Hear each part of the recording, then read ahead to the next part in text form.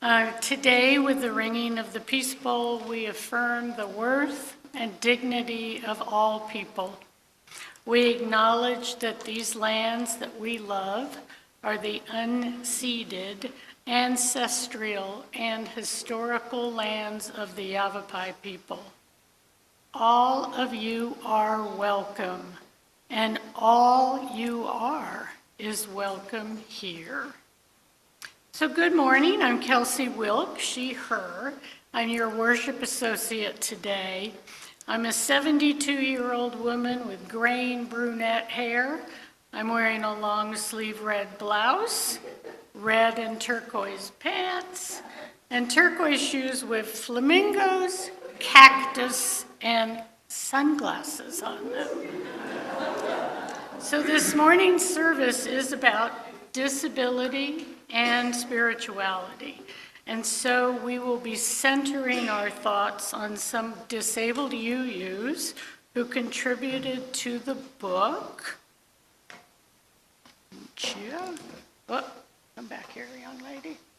Right here. Beloved as We Are, which is recently published by our very own UUA Skinner House Publishing Company and includes entries from our own Reverend. Let's stick it right there. So we have gathering music.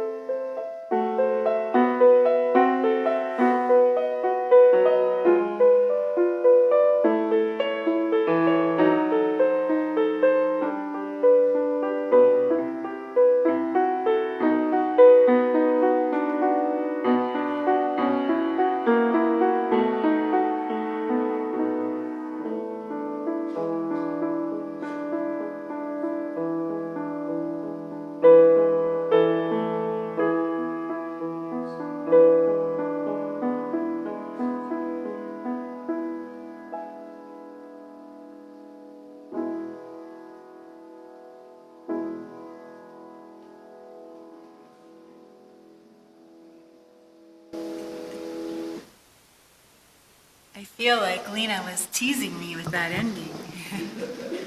Wasn't quite sure. That was beautiful, thank you. And my first opportunity to hear our new piano, which is gorgeous. No? Can you hear me? Okay.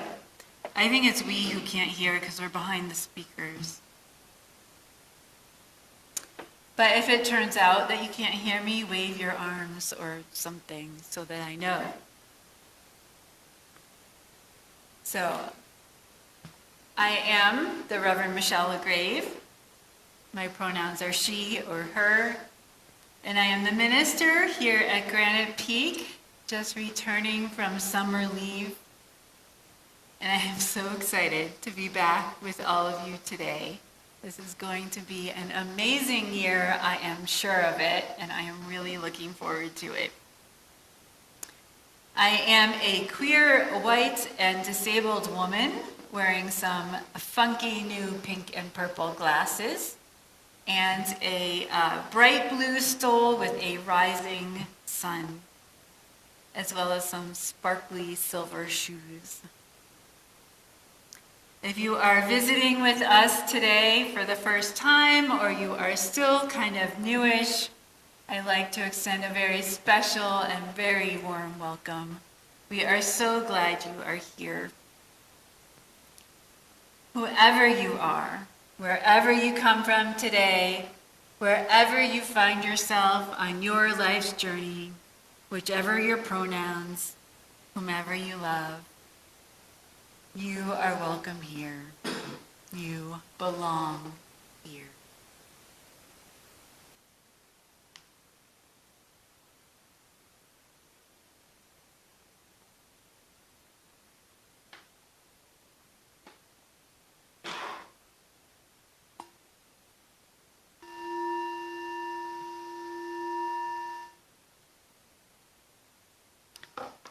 We will begin our service in the Unitarian Universalist tradition of lighting the chalice. Our chalice lighter this morning is Karen Hagberg. Today we light the chalice with these words by Julianne Lepp, called Open to Unexpected Answers. We seek our place in the world and answers to our heart's deep questions. And we seek, as we seek, may our hearts be open to unexpected answers.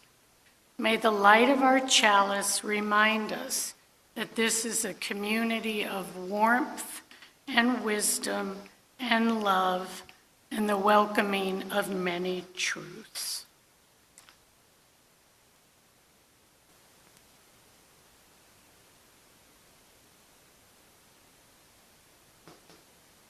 We gather together. We arrive as individuals, as couples, as families, as neighbors, as friends. We got here by walking, by biking, by riding, by driving, by connecting. We bring with us our joys and sorrows, our laughter and our tears, our worries and our fears, our questions and our beliefs, our ethics and our values. Some of us arrived here early this morning or joined us 10 minutes ago or encountered obstacles on their way, or will arrive just in time for the sermon, or will sign online later this week or even next month. We are sitting in chairs, leaning on walkers or canes, stretching in aisles, settling in wheelchairs, and relaxing in recliners. We, members, friends, and visitors alike, come from many paths and join together as one congregation to lift up our highest ideals. We have gathered. Now, let us worship. As we begin, I'd like to share with you what we have up here on the table next to the pulpit, which I know is challenging to see because they're little, but you are all invited to come up after the service and either see them or touch them. They are all from my disabled dolls collection. If you haven't been in my office, I've actually got a few more. And you can check them out. We have a black man with hearing aids, a blind woman with a red and white cane. We have a service dog with a woman in a wheelchair with black hair and darker skin. We have a couple of white women, a person with diabetes who has an insulin pump, a person with autism who has headphones and a fidget spinner, a person, pale white person with white hair who has an invisible disability, a little girl with a back brace who has some kind of curvature of her spine. And to get us in the right frame of mind, we're going to begin with a video from my past service dog. As you've heard, today's service is about disability and spirituality. So we're going to get in a disability frame of mind, put on our disability lenses. And this is Bella, who was my last service dog. I'm waiting for my next one. She helped me with mobility. She was a black lab. And this is a video of her following some verbal commands to take off my sock.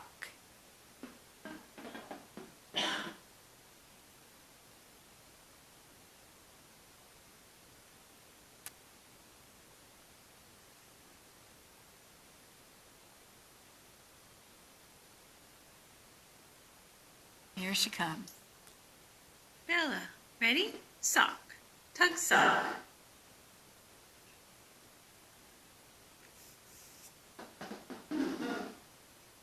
Good.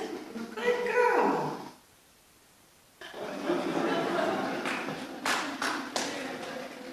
Let us rise either in body or spirit and join in singing our first hymn, number 361, Enter, Rejoice, and Come In, verses 1, 3, 4, and 5. The words will appear on the screens behind me, or you can join in with the repetitions as you'd like.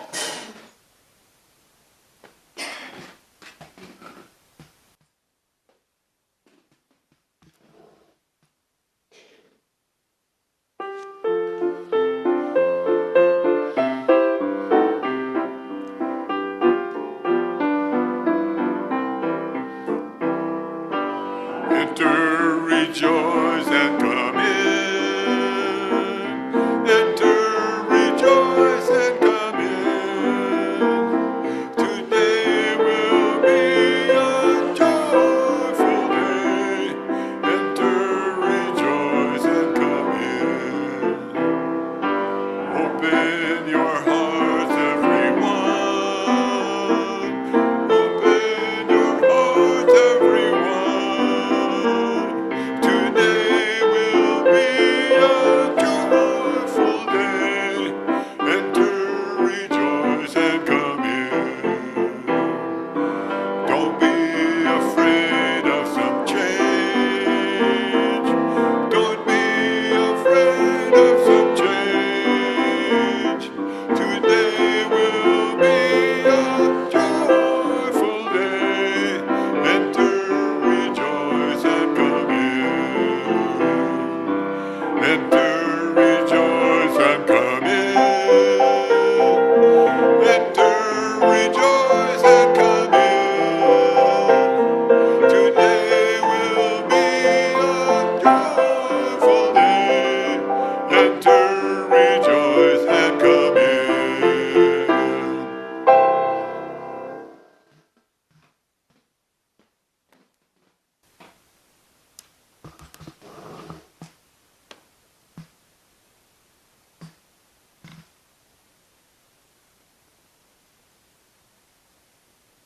So today we are centering the voices, the words, the thoughts, the writings of some people with disabilities who have all contributed to this book, Beloved as We Are, which I am so excited about that it's finally here. It's been a couple of years in the making.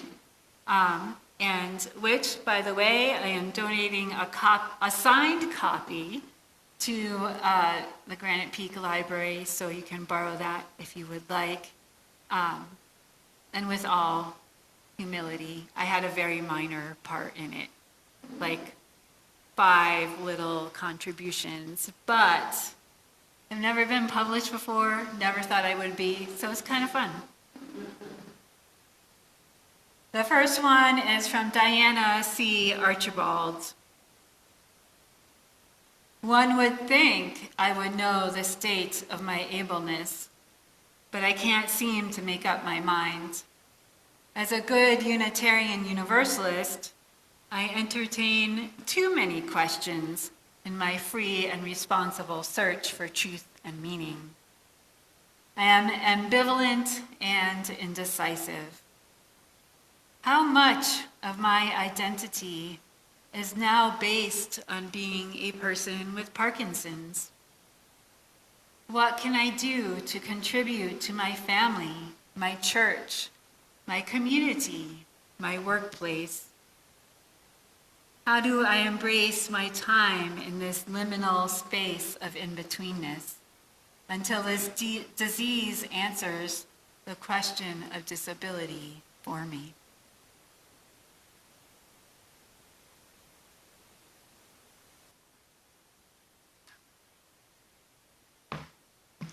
This particular piece is by Shelley Rowe. When I was told I would be paralyzed on my right side and never walk again, I wanted a peaceful, spiritual place to contemplate all of this, where I could be around people, but not necessarily have to interact with anyone. I needed a place where I felt safe. I chose the local Unitarian Universalist congregation. I had grown up Christian and had been looking for a church where I could feel welcome, even with all my questions. The local UU church had a wheelchair symbol on the website, and I thought that at the very least, they considered disability in some way. When I first ventured out to church, I had limited knowledge of Unitarian Universalism, but I soon found among everybody a mix of people who held differing beliefs and were united in love. I was able to adjust to my new congregation in my own time, never once feeling pitied because of my disabilities. I have never looked back. It has been this acceptance that has empowered me to say yes to opportunities rich in experience again. It has become the love and the support of my congregation that I can live on my own terms.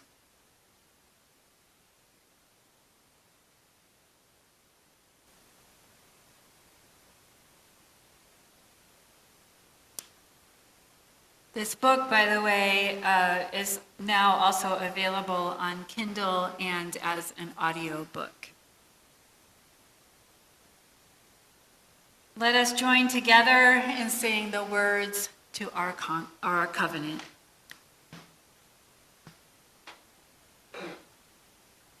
Love is the doctrine of this congregation. The quest for truth is sacrament, and service its prayer.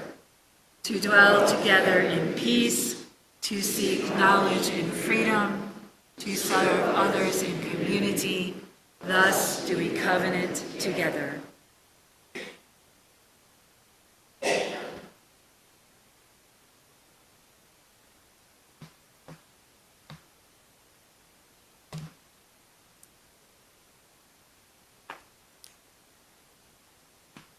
These words come from the Reverend Tandy Rogers. Many people with FASD, fetal alcohol spectrum disorder, are adopted. Many in my age group or older are the result not only of addictions, but also of the lack of abortion options. We were not just swimming in alcohol, but also swimming in trauma, shame, and violence. These can be residual. Religious community can be so healing with spiritual practices of belonging.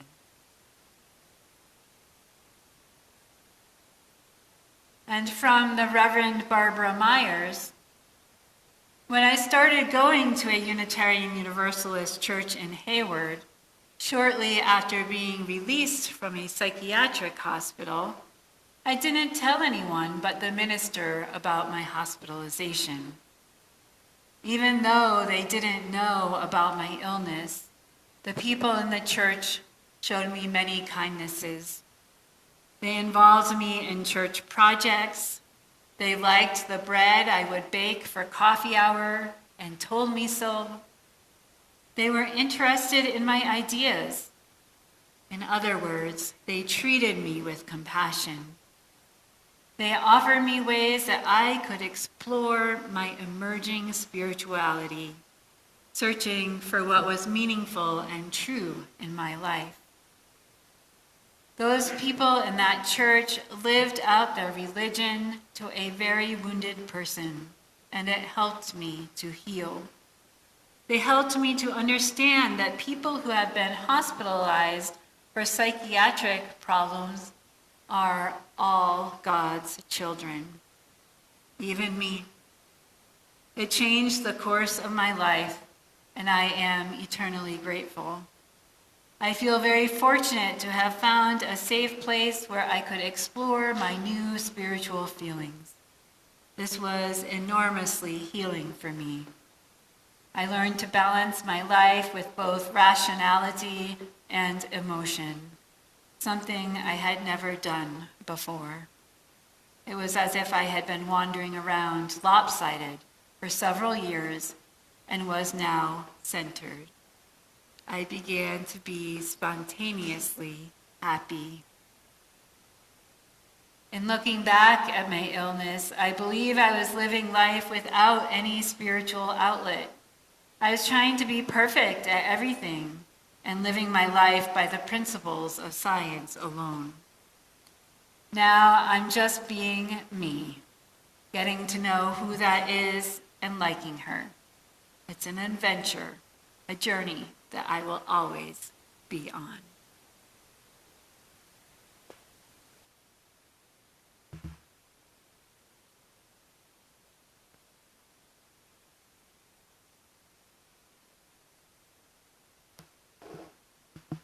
As we prepare to receive the offering this morning, let us embrace the feeling of connection and community that we have when we gather here each week. Let us remember that this congregation and its programs are supported by your generosity. We also give back to the greater community through our Seeds of Support program. Each Sunday, half the plate offering, as well as designated checks, are given to a local organization helping others. This month's recipient is our very own Empty Bowls. This is the event's 29th year to be held on the Prescott Square on September 13th, and all the proceeds go to support our food banks. I'm stopping 1 second. Are you still looking for volunteers?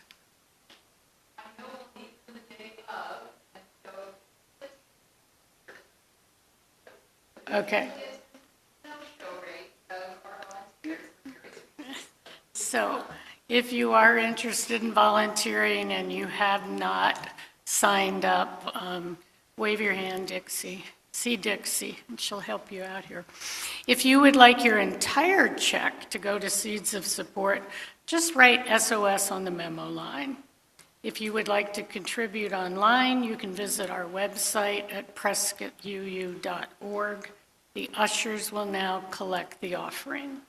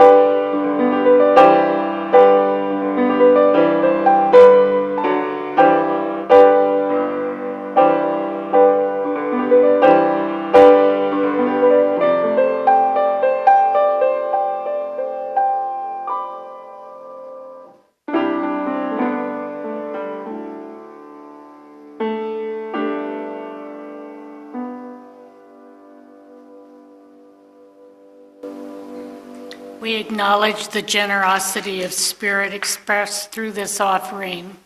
What is given in love is received with gratitude. Blessed be.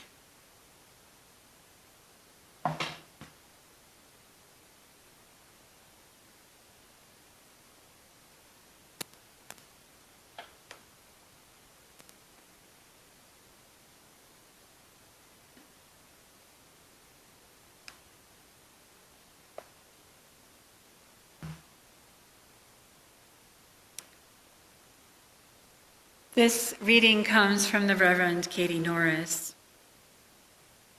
There is something about being in a community that is so open-hearted and understanding of neurodiversity that makes you feel not just technically seen, it's actually a religious experience for me. To see people being themselves, supporting others, using their gifts as a group to create something larger than themselves as individuals. For me, it creates that feeling of being connected to the divine. And so, in the same spirit of connecting to the divine, we now join together in a time of meditation, followed by silence. Please find a comfortable place in your seats or in whatever way is most comfortable for your body. Find a way to ground yourself, to connect to the earth which nourishes and sustains us all. Close your eyes if you feel comfortable doing so, and take a deep breath in. In a world which too often focuses on perfection, which is, in turn, too often defined as not just ableness, able-bodiedness, and able-mindedness, but as some sort of super ability to be inhumanly perfect. We take these few moments to center ourselves in the humanity that is, in the humanity that we all are, to know ourselves whole, to know ourselves complete. You. Yeah, you. In all of your beautiful human imperfection are just as you were meant to be. Uniquely you, commonly alike, and completely interdependent. You. Yes, I mean you, are beautiful, just as you are, even with all the scars. You, yes, you, are complete, just as you are, even with the broken parts. You, yes, you, are whole, just as you are, even with the missing parts. You, yes, you, are holy, just as you are, even with the hurting parts. You, yes, you. You are loved just as you are. Now, let us enter into the silence together.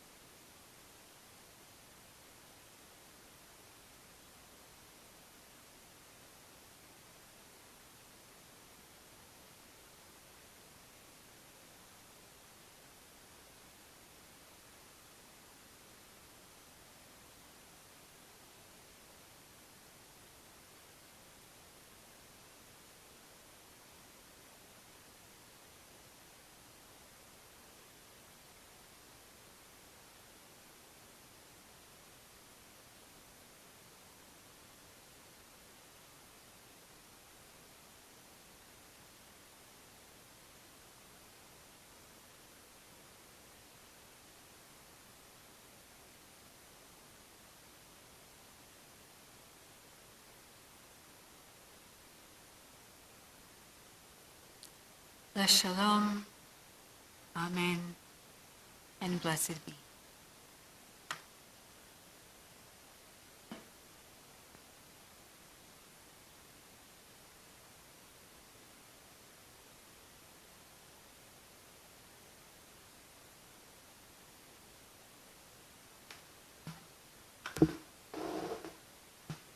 Joy and grief, health and sickness, peace and anger, life and death, wholeness and brokenness. We each bring all of these here to this sanctuary of unity and diversity. As we experience a time of meditation and music, we take a few moments to silently acknowledge the joys and concerns on our hearts and our minds. If there is an event that moves you to joy or sorrow, hope, gratitude, grief, or remembrance, you're invited to come forward and drop a pebble into our communal water bowls. The commingling of the ripples of our hearts can be the affirmation of our connection to one another. I will place the first 2 stones, one for the joy of Reverend Michelle's return, and Micah and Nancy also being in attendance, and another for Carol Miller, who is having a second hip surgery after a recent fall.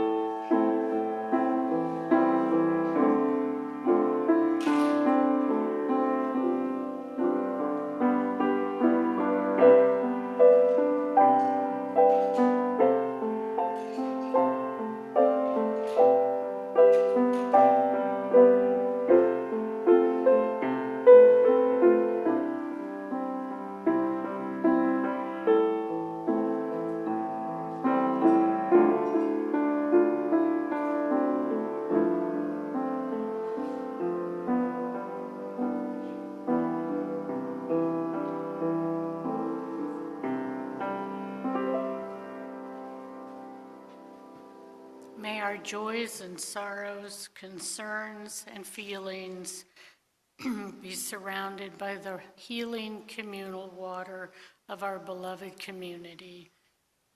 So let it be.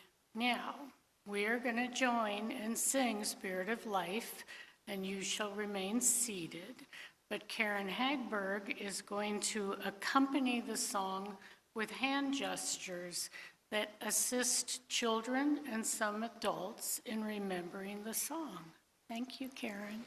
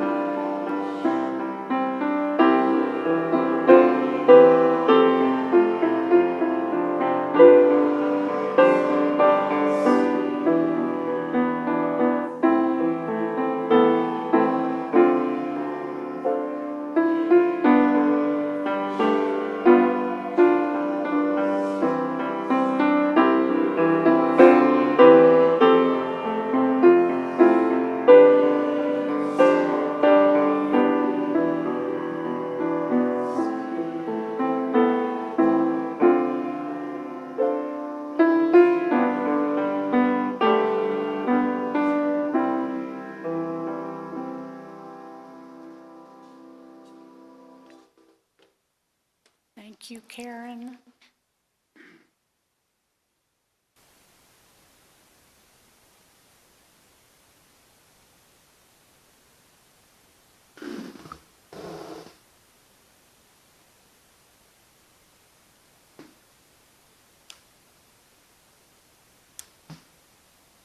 These words are from Dana Snyder Grant.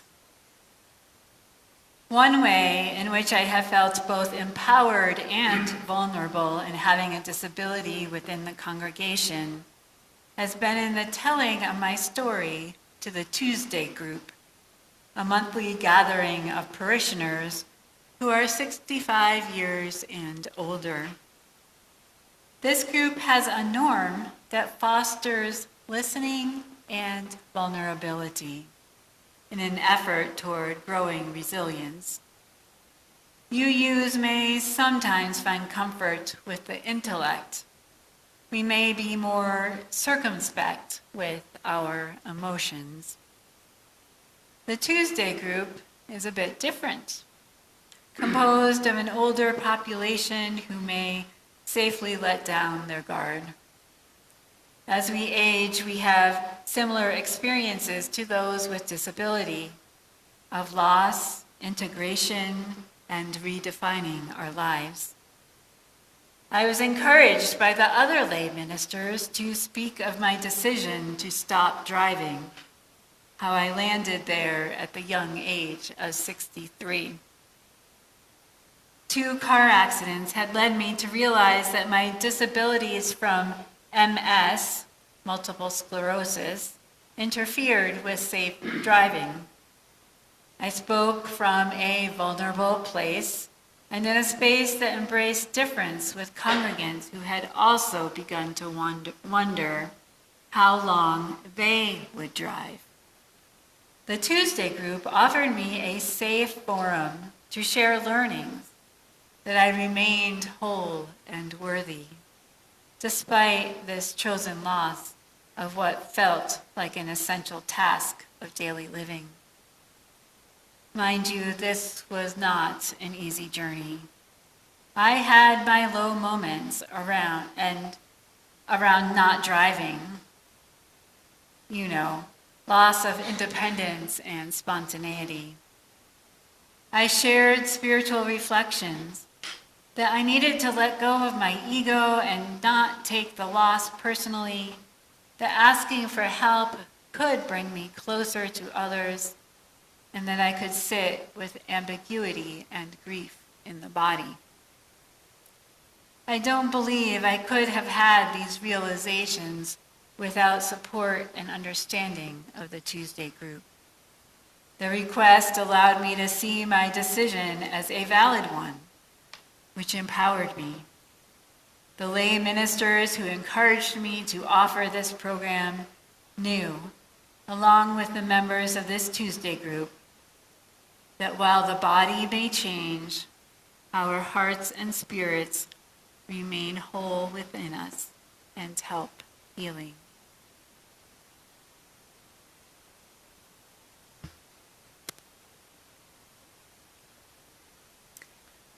So for those of you who don't know,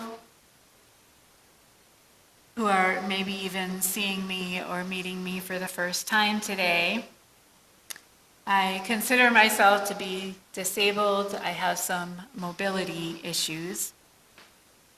I have typically been accompanied by a service dog over the last decade. However, she died a couple of years ago, and with the COVID pandemic and some other issues, service dog matching has been significantly delayed, and so I am still waiting for my next match. I'm in the interesting position of having some, mostly, unless you know me super well or pay super close attention, invisible disabilities. And the interesting thing about that when being matched with a service dog for mobility is that invisibility becomes visible, at least in some ways. So I'm going to begin by sharing two of my more humorous disabled stories. The setting is almost Christmas time, and I am in one of those super discount stores with my service dog, Bella, at my side, my shopping cart in front of me, my glasses on my face, and I am shopping for stocking stuffers for my spouse, Micah. He likes word search games, so I was looking through all the different puzzle books that they have and trying to choose some for his stocking. In the background, I could hear two white older men in the menstrual products aisle discussing what to buy, which was slightly amusing to overhear. When all of a sudden I hear the words, which seemed, I don't know if they were, but felt really loud. Well, she can't help us. She is blind. And I realize that they're talking about me. They have mistaken my mobility dog for a seeing eye dog, guide dog. I choose not to correct them or to go offer assistance in their shopping for menstrual products and allow the store clerk to be summoned and help them. Much more interesting conversation ensued, and I'll leave it at that. A little later, when I was finally done with my shopping and leaving the store, I do have to admit, I was super disappointed that they were already gone and not there to witness me getting in my car and driving away.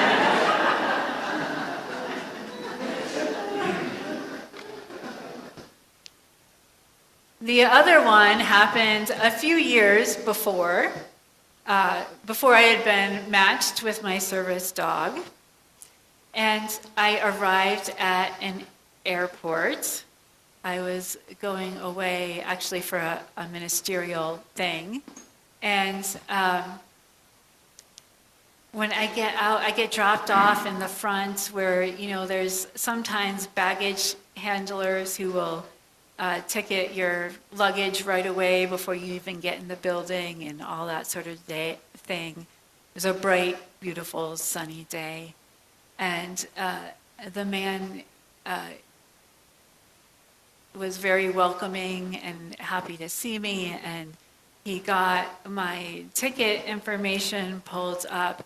And he was just the most hospitable, kindest airport worker I had ever met. He asked me if I could find my way to the gate.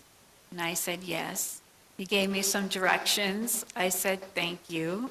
Multiple times he asked, are you sure you're okay on your own? I don't mind going with you. I can help carry your luggage. I'm thinking, wow, this airport is really unusual. So I continue on my way, go through security, do all the things. I think I was summoned up to the check-in gate.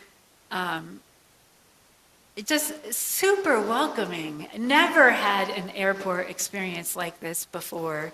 And this kept happening during all the legs of my journey. So I get on the plane and I'm seated with my glasses on, reading a book, a mystery. No dog yet. When all of a sudden I feel a tap on my shoulder. It's the flight attendant. And I look up at her. She's not looking at me. And she starts counting and says, "You are 1, 2, 3, 4, 5, 6, 7." This is a double, not yet for the video. She does a double glance at me and says, Wait, are you looking at me?" I said, "Yes, I am." She said, "Can you see me?" I said, "Yes, I can." "You're not blind?"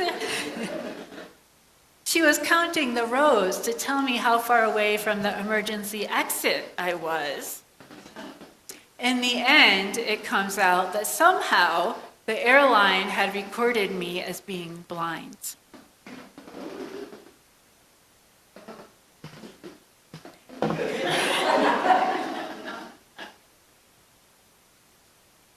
There are so many things that I would like to share about disability. I wanted to begin this service with all of these readings, focusing on some of the common needs that people with disabilities might experience in a faith community situation, in a religious community, in their need for spirituality. We all have our struggles with our spirituality at various times and for various reasons. And disabled folks are, of course, no different. I think you've probably heard some themes emerge from these readings about learning, one of them being about learning to accept that we are disabled or becoming disabled, the need to make peace with disability, the need to learn to love ourselves, either as people who have been disabled since birth, people who become disabled, consider themselves disabled, and yes, people who encounter loss of abilities as they are aging and don't even consider using the word disability for themselves. We all need to make space for our emerging spiritual struggles. Another theme that may have been noticed during our readings is that when there is and in the book, if you ever decide to read the whole book, is that there can be a disconnect between the stated values or ideals of a community and the lived experience of a person who is disabled, sometimes we say we believe in certain things, we hold up certain ideals, especially related to social justice, related to welcoming LGBTQ folks, related to disability justice. We don't always live up to those ideals in our congregations. And when that happens, that can be a really strong sense of pain, of hurt, something that people really have to wrestle with and learn how to make peace with and get back into right relationship around. So, while I wanted to focus through the readings on the spirituality of disabled folks, I also want to acknowledge that in order to understand people's spiritual needs, the first thing we really need to do is learn something about what disabled bodies, disabled minds, disabled lives, lived lives, can be like. And we can do that by listening or reading to stories like we did today in this book, by sharing our own stories with each other, allowing ourselves to become vulnerable, allowing ourselves to be known in a more deep sense with each other, to allow ourselves to be understood, supported. There are many, many experiences of disability. Some are humorous, like the two I just shared. Others are not so humorous. Maybe someday I'll write a book and the chapters will be things like parking while disabled, driving while disabled, shopping while disabled, socializing while disabled, all sorts of things.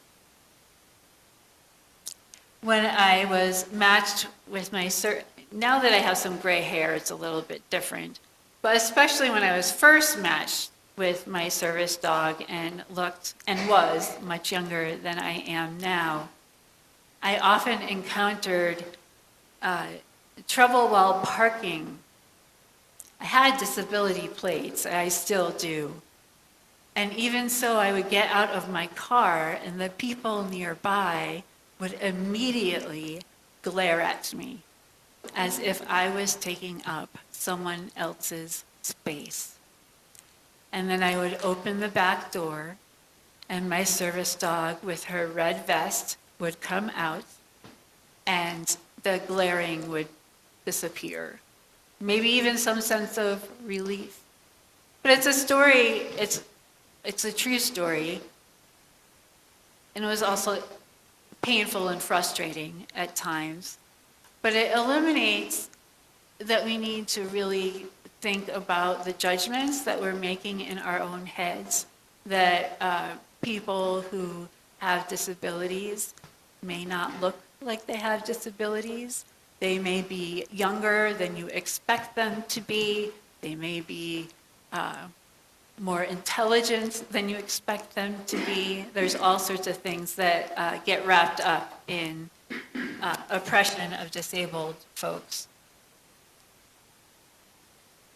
A couple even more scary instances happened with me. One was walking down concrete outdoor steps while disabled. I was closely holding onto a wall on the side. I don't think there was a railing. It had my service dog on my left, and we were slowly going down one step by one step, being careful, when someone came from across the way, saw a dog, and even though she had her service dog vest on and I was on concrete stairs, immediately called to my dog and tried to get her to come to him. It was a very risky operation.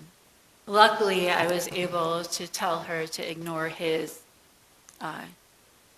command and stay with me, and I didn't fall, but it very easily could have gone a different way. The worst one, safety-wise, happened while I was driving, again in a car with disabled plates. I was going across a parking lot in the front, right next to the stores, and there was a truck that came out from one of the aisles and didn't have really enough time to pass in front of me before I would have gotten to his row. And he went anyway, just cut me off. And then got upset because I didn't immediately slam on my brakes and make it easier for him to cut me off. So he followed me through the parking lot until I eventually parked and got out of my car and pulled his truck up. And this was in Texas, so it was scary. Everybody in Texas has a gun, almost. And proceeded to give me this super long lecture about driving while disabled and how I had no right to be going so fast. So apparently, not only are you supposed to walk or roll or scoot slowly when you are disabled, you also need to drive slowly while disabled. There are a lot of things that come into play in people's heads, tapes that may not have thought much about. So when it comes to people's spirituality, I'm encouraging you to recognize that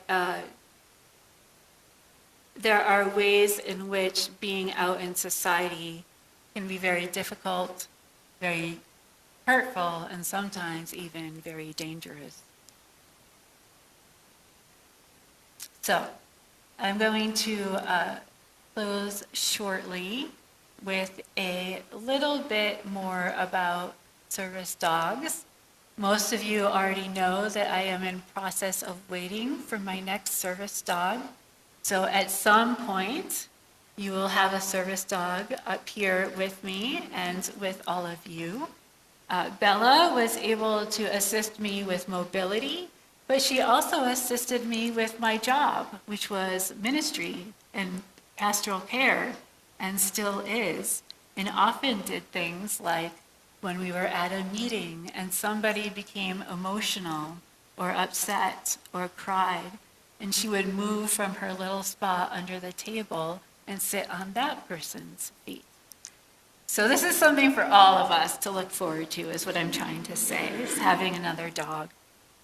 Service dogs are not pets. They are not animals who are emotional support animals for the home.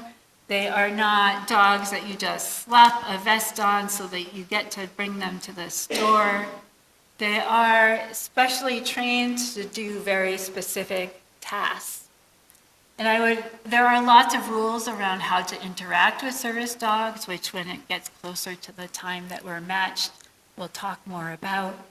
But for today, I just want to share something that's often not on the list of things about how to interact or not interact with a service dog team. And that is to encourage you to allow service dogs to do their work. Service dogs have trained long and hard, and they love helping. They are helpers, and they do it with joy and enthusiasm, and they get treats at the end of doing their task. So while you, the potential stranger nearby in the store, may be able to do whatever the dog is doing a little bit faster, it's actually really disheartening for both the dog and the handler to have somebody else come jump in and do their tasks for them. The dogs are not just there to do specific tasks that might be difficult.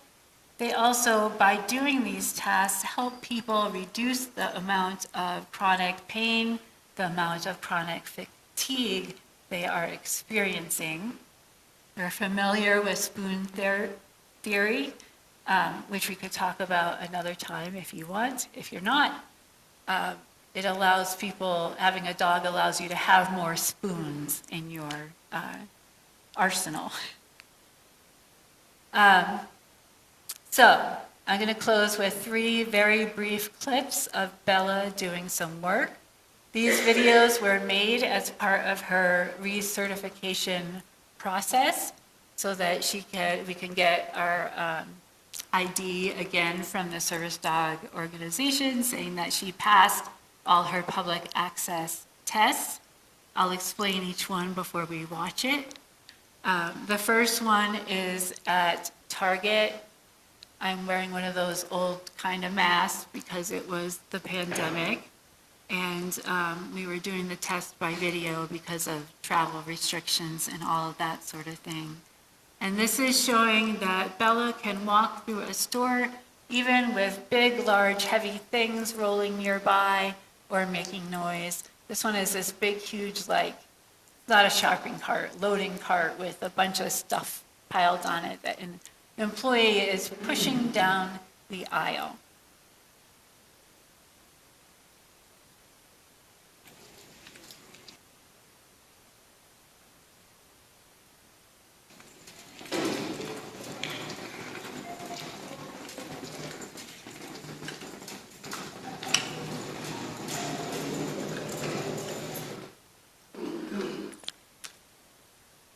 As you may have seen, she successfully passed that little piece of the test and walked by without even hardly glancing at what was going on around her.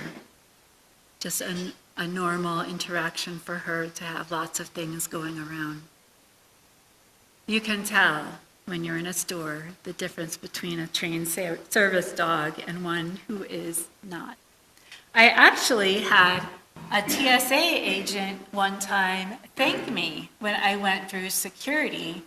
We did the whole thing where you approach the place where you pass through for the body scan.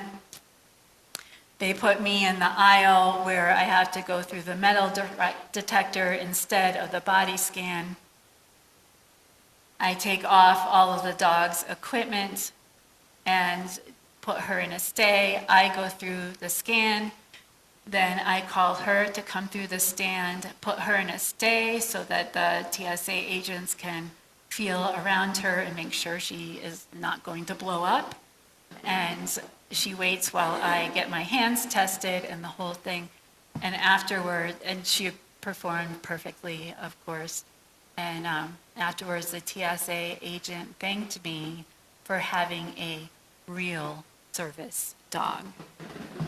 Clearly, he had lots of experience with fake service dogs, which is a real problem.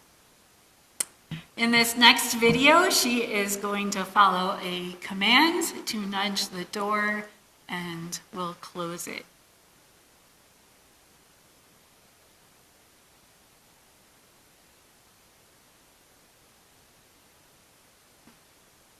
Ready? Door. Nudge door.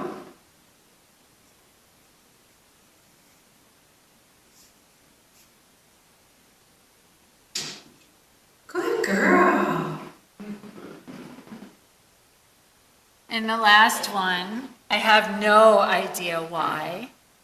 Her favorite job was to close the dishwasher door.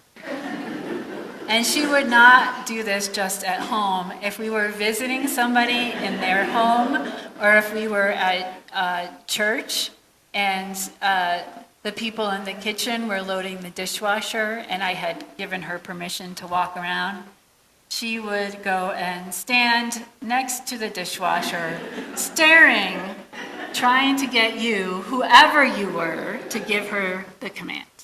So this is a down nudge.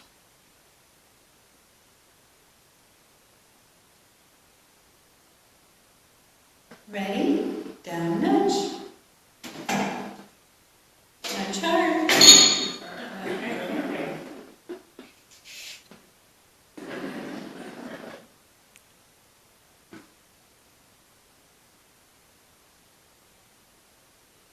I want to close by saying that UU congregations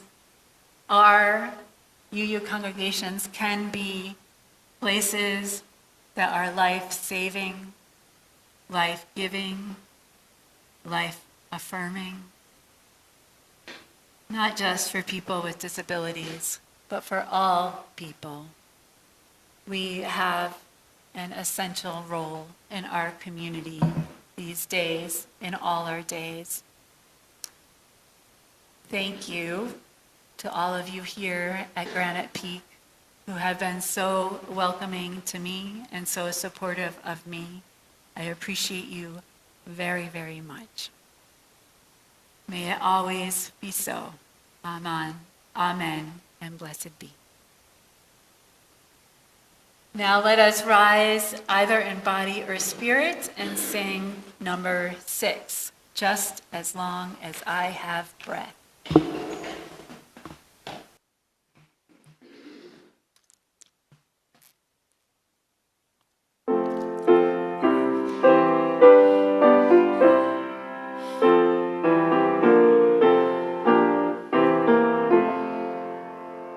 Just as long as I have breath, I must answer yes to life. Though with pain I made my way, still with hope I meet each day. If they ask what I did well, tell them I said yes to life. Just as long as visionless, I must answer yes to truth. In my dream and in my dark, always that elusive spark.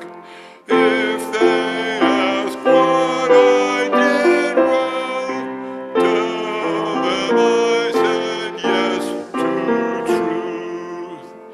Just as long as my heart beats, I must answer yes to love.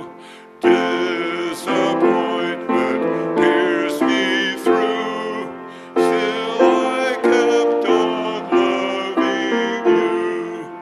If they ask what I did well, tell them I said yes to life.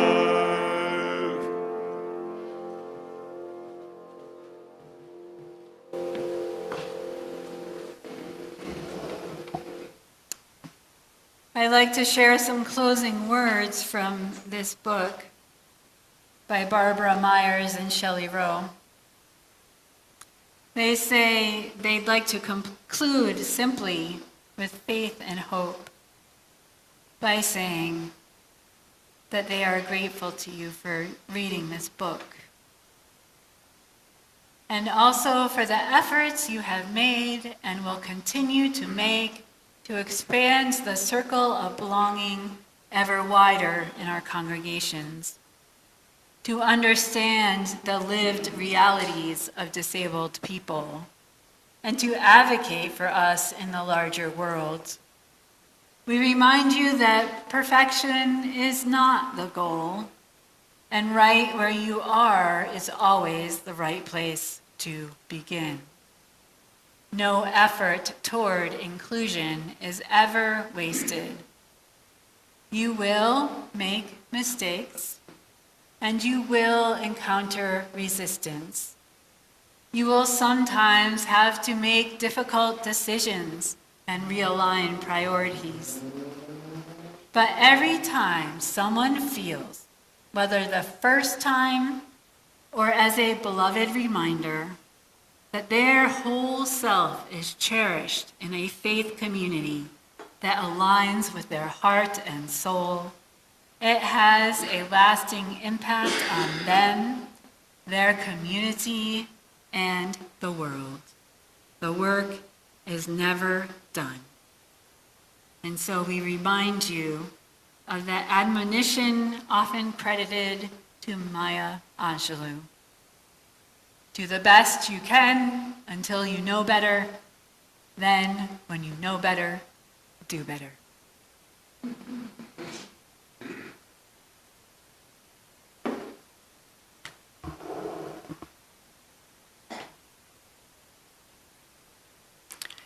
We will now extinguish the chalice.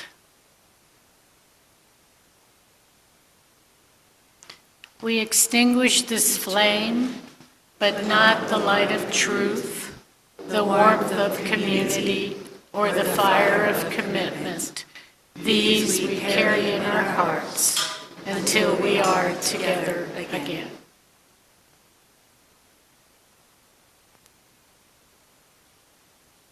Now let us gather up the warmth and love of this community, the warmth and love which is so abundant here, and bring it with us as we go forth, blessing all others as we ourselves are now blessed. Amen, and blessed be.